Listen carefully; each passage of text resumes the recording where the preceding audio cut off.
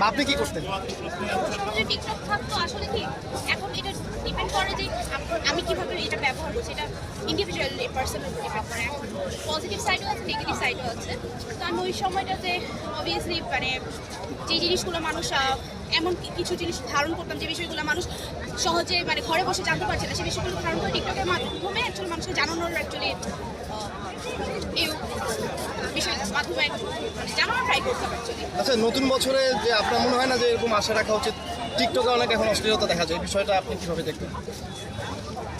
এটা আসলে আমাদের মানুষের মধ্যে আসলে এই বিষয়টাকে মেনশন করে বলেন যে টিকটক বিষয়টা নিয়ে। অশ্লীলতা যে দেখা যায়, যারা আসলে অশ্লীল জিনিসগুলো একচুয়ালি আপলোডে তাদের আসলে মন মানসিকতা, বিকৃত মন মানসিকতা, এটা খুবই মানে দুঃখজনক আমাদের জন্য।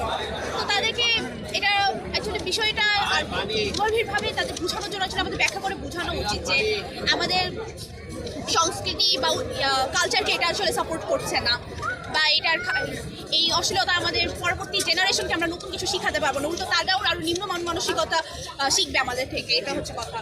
তো আমরাই আমাদের নিজেদের মধ্যে পরিবর্তন আনার মাধ্যমে আসলে এই অশ্লীলতাটা দূর করতে পারি।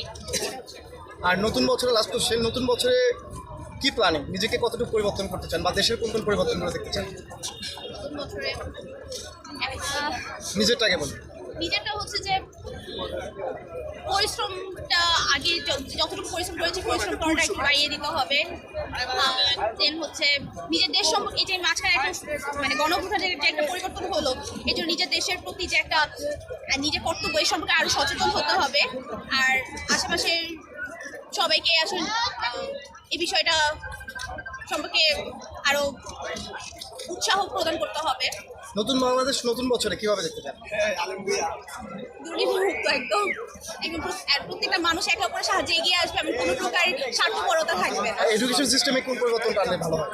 এডুকেশন সিস্টেম, শিক্ষা ব্যবস্থায় আসলে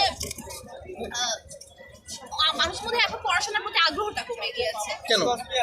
কারণ হচ্ছে যে ডিজিটাল মোবাইলের প্রতি আসক্তিটাই মূলত আসলে মেন জিনিস। কোন প্ল্যাটফর্মগুলোতে?